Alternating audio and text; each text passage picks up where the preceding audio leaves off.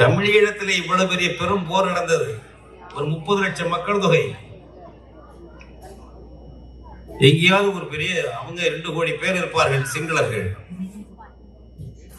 வெறும் 30 லட்சம் மக்கள் தொகை, ஒரு சிறு பகுதி. அதற்குள்ளே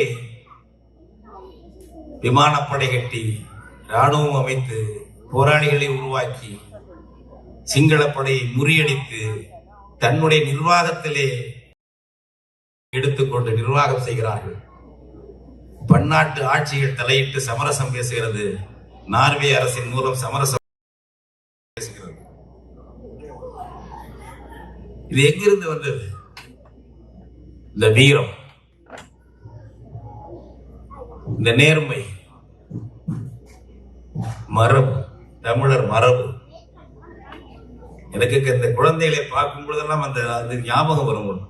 வாழையடி வாழையென வந்த திருக்கூட்ட மரபில் யானும் ஒருவன் அலனோ என்றார் வள்ளலார்.